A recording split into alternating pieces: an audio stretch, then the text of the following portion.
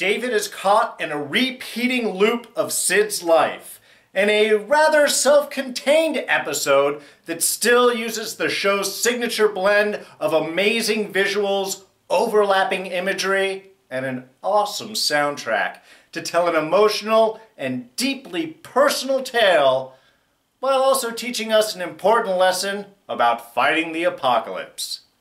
It's the FX original series, Legion, Chapter 12.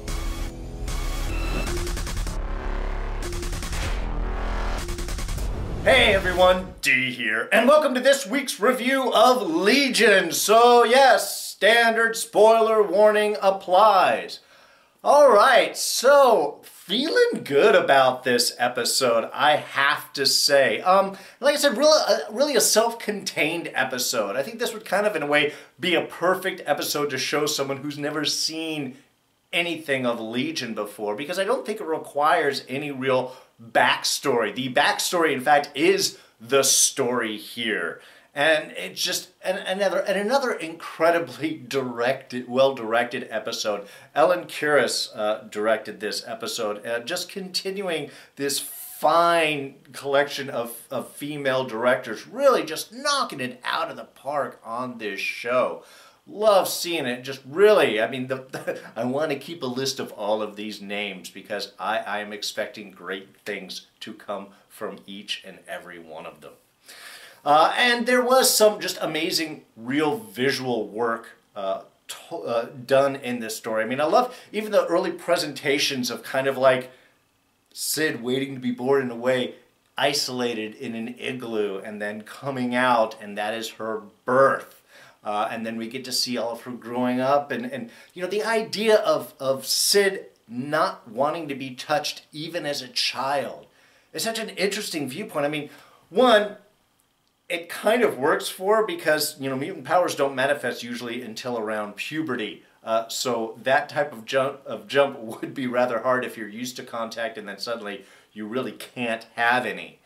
So real interesting from a character standpoint that Sid was born with that resistance to touch. And that, you know, just adds additional difficulties, I think, growing up. I just kept feeling for her mom that's having to use like a blanket and a pillow to kind of be able to hug and touch. I mean, you know, physical contact is just a natural part of growing up, but this sets Sid's kind of point of view really early on. And then as we go on and see that despite having some kind of, it seems, positive relationship with her mom overall growing up, certainly difficulties in schools, mean kids, boys, the difficulties there, and especially once she's going back to those scenes inside the museum and she's seeing that couple kiss, you can already start to feel the added complications that are going to go on, because she may have started out not wanting to touch, but about that time you start getting interested in possibly doing some touching. That's usually when your mutant powers actually manifest. So that adds that again, extra complication, which they really play on to just an exceptional level and creepy level at a point in this story. I also loved seeing how you start catching David in the background before he does his actual approach up with Sid. You know, you can see him in the living room when Mom is giving her little speech. You're catching in the reflections in windows at school, and just all these small little places where you start to go, oh, this isn't backstory, this is, well, like David thought it was the maze, but again, ends up being this own kind of personal tale that Sid managed to use David jumping in her mind for. In some ways, kind of a convenient timing. She started in the maze when he jumped in, and then it all ended, and then she just sort of continued this loop. But, like I said, just the visual stuff, as well as the acting in this. There were so many scenes there, especially when David is going, when he, not even the first or second time where he's approaching Sid. You know, you can tell it's several times on, and he's in there and he's just like begging her, this is what you mean, you're trying to push me away, and I'm not, and I can see all the pain that you've done, and I've done these horrible things, can we please go home? Really just so much emotion throughout this. You can really see that struggle with David trying to understand, trying to see, you know, how many times has he gone over and over in this loop, each one trying to understand, trying to reach this lesson that Sid is trying to teach him. Just really magnificent job. It was really interesting seeing Sid's reaction to David as he kept, I don't know, failing each loop, not guessing the meaning of the story behind it. Because of course it starts out all simple, and she doesn't really acknowledge or seem to see him at any point. In fact, doesn't even really seem to recognize when he always first approaches. And yet, as the conversation goes, she's always, again, that level of self-awareness. Try it again. No, you're wrong. And it's and it gets kind of progressively more frustrating, I think, to a level with her. In fact, that emotional scene I was just talking about, where David thinks that the whole goal is to think that he's going to go away if he knows all about her, and so on. And he just totally opens up her heart to her, and she kind of just pauses like, try again. I mean, it was so kind of cold and heartless. And yet, of course, because David loves her, he is willing to dive back in as he says, I'm never going to stop, I'm going to figure this out, I'm never going to leave. So it reinforces a lot of that emotional connections that the two of them have. Though interesting, of course, that the actual whole lesson of this is kind of non-emotional or beyond emotional. So a few kind of major emotional milestones, I guess, throughout Sid's life that we keep repeating. Obviously, there is birth and the connection with Mom and her whole discovery that she can't touch her daughter. Though I also found it interesting in a lot of those scenes, especially on the further loops, as David was watching, little baby Sid seemed to calm down and react to his presence there, even though, of course, in memory, Mom and no one else can really see him. But we had those little moments there. We had that great scene when she's playing dress up while Mom is giving the speech about survival, which of course plays out very importantly in this episode, where she's trying everyone's clothes on, you know, because you can see as this is mature, she's seeing how other people feel in a way, kind of living in their skin before she actually can transfer body, seeing what life is like, you know. And again, it has that further emotional feel, especially when she first picks up that one jacket and just sort of smells it. The fact how she has distanced herself so much from everyone else. This is in some way the only way, kind of living in their skin, in their clothes, that she can grasp that level of connectionness that everyone else has. Of course, we have the mean girls in school, both when she is young, and the same group of three seem to continue throughout life as older girls, still torturing her, still making her feel out of place. The boy that wants to kiss her and then becomes a dick about it because she says no. Sorry, buddy, just because she's a girl and you're a guy doesn't mean she has to do anything with you. But here again, we're starting to see that kind of darker side. We're seeing the using that boy's body to get back at the girls and frame him. Again, this kind of idea sort of plays forward as she uses being in other people's body to kind of lash back out. The scene in the rave club where she has kind of finally decided, you can see pulling off, I'm tired of not this, I want to touch, I want to live, I want to be like other people and punk out and different.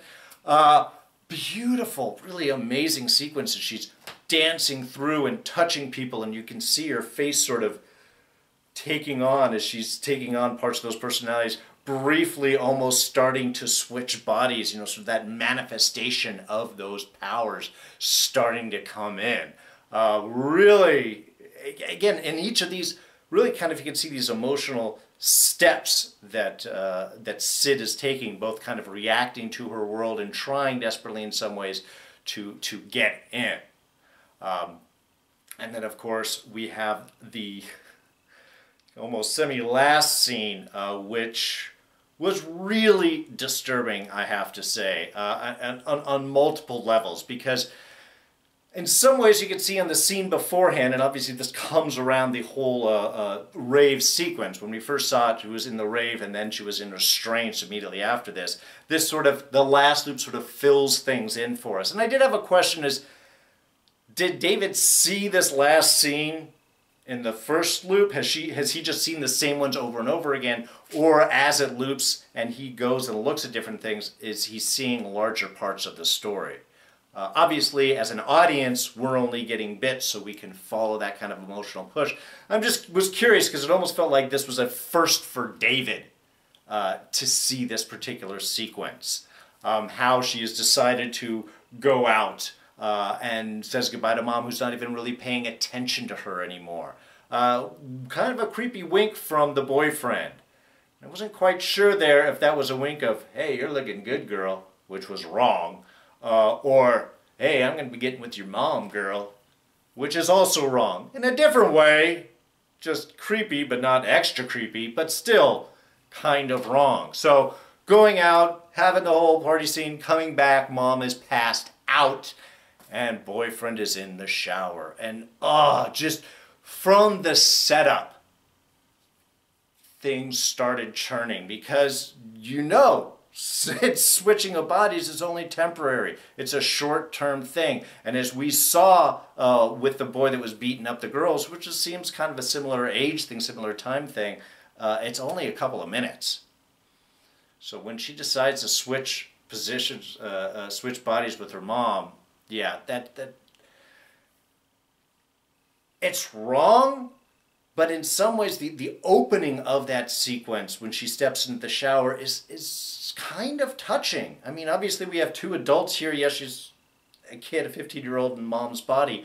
But just that kind of act of innocence, of touching the shoulder and kind of touching the chest. And you can see it's those first steps of sexuality going on. And then it's immediately turned when he sort of grabs and kisses her and it becomes this big thing because, of course, her body is ready to do that, but her mind is not. And he is just thinking, it's the mom, we're going to do all. I mean, I felt bad for the guy because you knew what was going to happen. And they did a beautiful shot of going from the bathroom through the hall to the music player resetting, and then mom waking up. It's just a beautiful sequence of shots where you can see the horror that's going on, and you can hear the reactions in there, and mom feeling betrayed, Sid feeling that she has hurt people, and of course the guy who, to his credit, wasn't doing anything wrong, wasn't trying to do anything wrong, but being carted away. Could then see why she was in restraints, possibly in the hospital afterwards. This might have started her her future career in mental health as a patient. But really, I mean, just all of these very strong emotional sequences, but that last one, man, that hurt. So of course, by the end, David finally understands the lesson that is being taught. It is not about love. It's not about being a couple. It's not about waiting for him. It is about the pain itself, the experiences, how the things that are broken will often heal stronger. It's about survival. Again, repeating the mom's speech, which I did write down immediately as soon as I heard it, because with everything else being montage, you're not hearing a lot of actual dialogue. Whenever they have any, then you know it's going to be important. But this is the lesson that Sid has been trying to teach David. And it just, again, another just strong emotional scene, just the two of them inside of the igloo with that little paper fire, man. That looks so good. God, I love the visuals in this. But that idea is that the pain of experiences make you stronger. As I said, God loves sinners the most because they burn bright, bright, bright.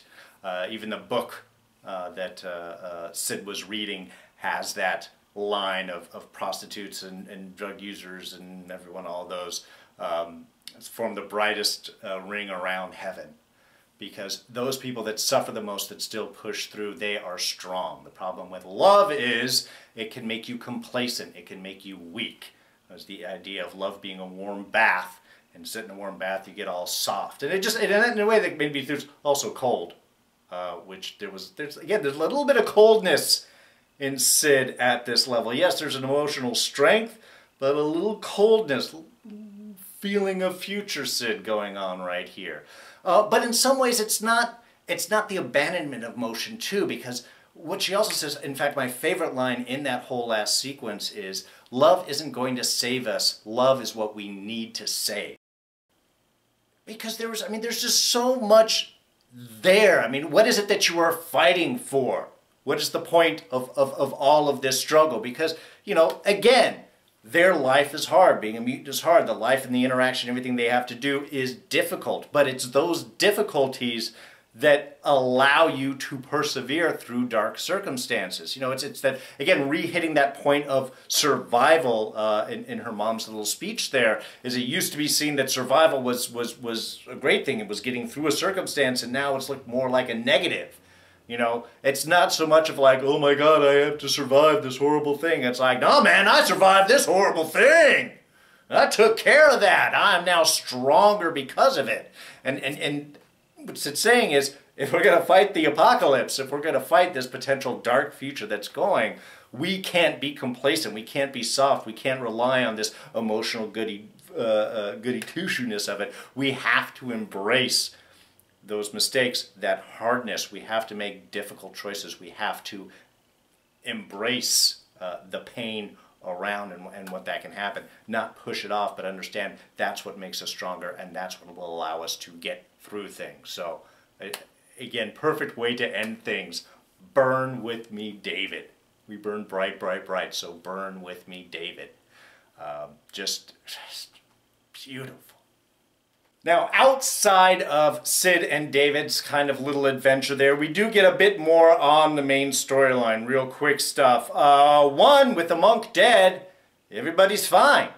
Everybody that was infected with this infection is all right. They all snapped out of it. Carrie snapped out of it, was able to pull other Carrie out. It was interesting. When they were in that scene, I was wondering if this was inside of girl Carrie's mind and boy Carrie was going to have to help guide her through it, kind of like how David did. I thought that might have been a real interesting dynamic. But no, just sort of wakes everybody up. So, you know, it's weird. I mean, I had mentioned last week I was a little concerned with that sort of wrap up of the monk storyline, because what this does seem to do is removes any external possible villainy. I mean, the only other villain that we kind of have out there is Farouk, that David is supposed to help. So the idea of David being a villain, yes, starts to play in here at a point, especially because we have a little bit of cold Sid saying we have to not worry about love saving us, we have to save love, we have to fight a little harder, we gotta, you know, getting scrappy. Maybe embracing a bit more of dark side seemed to be implied there. So that does seem to line in the ideas. Does David go too far with this and become a villain himself? Not entirely sure about that. As I said, I have my doubts because that seems to be the obvious direction. I don't think that it is, but it does raise up some questions because, like I said, the only other person out there is Farouk. I mean, unless Fukuyama goes all MODOK-y, which could still happen. Especially once we got that final shot there of Lenny being dragged into Division 3. Lenny, apparently in her own body. Which was kind of blown up back in Clockworks in Season 1. So, a lot of curious about how that worked, but like I had said, if the idea is that people are seeing the personality inside, and not necessarily the body that they're living in, maybe it's just some other body and everyone is just seeing the inner Lenny. I know, we've talked about the whole episode and we haven't had our Scene of the Week! But it's right here, and it's a small one. Again, lots of choices of what we could have done. Certainly the final scene, the sort of emotional wrap-up where we learn the whole lesson. Very strong, very powerful, very emotional, incredibly well done. That was almost it. Another very powerful scene was, of course, baby Sid and mom switching bodies with the boyfriend there in the shower. A little too dark, though. Not something I want to talk about. But the one that actually stuck out with me the most, and it's a tiny little one, is when the girls, the schoolgirls are taunting young Sid. And David just walks up and says, "Hey, piss off!" Sends him off running. The scene doesn't go on for much longer because he tries to ask Sid how she's feeling, and she says, "No, that's cheating. You gotta try it again. You can't just ask me, you gotta figure it out." Again, Sid gets a little dark as it goes on. Even later on, she just doesn't even let him answer. She just says, "No, try again." Knows that it's not the right one. But I just love these scenes because I hated those girls, and them taunting young Sid really disturbed me. And this was one of the few real interactions that David had with this entire story, not trying to jump in at the end. So it was a little different in that sense, but finally just feeling that frustration of these kids just taunting his love as a child, and just needing to go in and tell them to just scatter and fuck off. I love that. I just thought that was a great. Again, tiny scene, doesn't do much, but really funny and kind of emotionally cathartic. You can certainly understand why she had jumped in the boy's body and beat the crap out of them later on. Totally. Alright, just a couple of small things. Like I had said in the opener, really some amazing music this episode. We had Bon Iver doing the bit on the opening montage, sounding very Peter Gabriel-y. We also had stuff by the Nationals, Tame Impala, and an excellent cover of Cream's A White Room at the end there. It was just, oh, I love the slower pace. I love... Covers are difficult to do. Sometimes they work and sometimes they do not. This I thought worked really well. This show chooses great things, so I would expect it to be good. But I loved the little electronica feel, the slower pace. It was just really, all of the music just really helped set the emotional tempo through this episode. I loved Sid's line to David, "Do you think ghosts like living in a haunted house?" I don't really have an answer to that question. It feels more rhetorical than anything else. But it was a perfect way of kind of setting up that idea for David that this is not this is not the monk's maze. This is something completely different. And like I said, unsettling to say the least. I'd already mentioned how much I love the whole igloo sequence, but really, on the tunnel out, those were some perfectly shaped blocks.